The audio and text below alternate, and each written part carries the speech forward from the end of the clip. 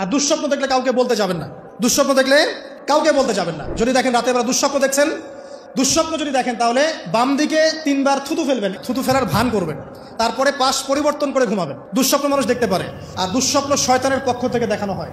আর যদি আপনি পবিত্র অবস্থায় ওযু করে ঘুমান, আমলগুলো করে ঘুমান, দরুদ শরীফ পড়তে পড়তে ঘুমিয়ে যান, বা আল্লাহুম্মা বিইসমিকা আমুতু ওয়া আহইয়া পড়ে আল্লাহ জিকির করতে করতে ঘুমিয়ে যান, আপনি আল্লাহর হুকুমে সত্য স্বপ্নও দেখতে পারেন। এটাও হাদিসে আছে, সত্য স্বপ্ন বলে একটা বিষয় আছে। সত্য স্বপ্ন দেখেন, ভালো স্বপ্ন যেটা আপনার মনের মধ্যে আনন্দ দিচ্ছে, তাহলে আপনি প্রিয় কোনো মানুষকে বলবেন, আপনার মা, আপনার স্ত্রী বা আপনার কাছের কেউ, ঠিক আছে? আর দুঃস্বপ্ন দেখলে কাউকে বলতে যাবেন না। দুঃস্বপ্ন দেখলে কাউকে বলতে যাবেন না।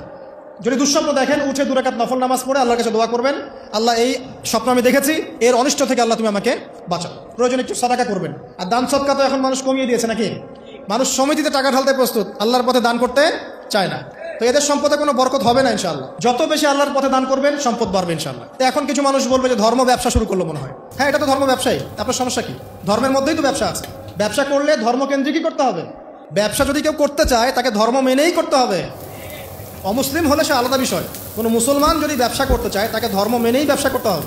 কি করতে হবে? মাপে কম দেওয়া যাবে না, সিন্ডিকেট করা যাবে না, তাই না? মাল মজুত করে বেশি দামে বিক্রি করা যাবে না। আছে না এগুলো নিয়ম? আছে না?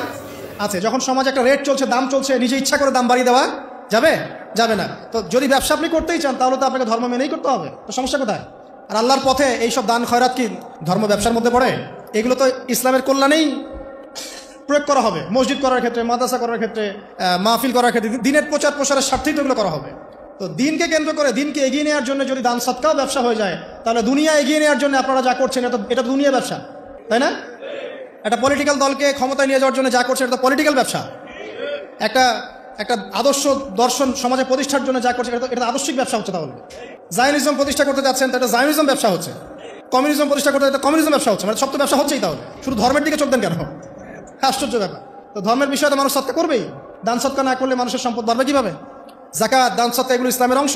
আল্লাহ পাক আমাদেরকে বেশি বেশি দান সৎকা করার তৌফিক দান করুন।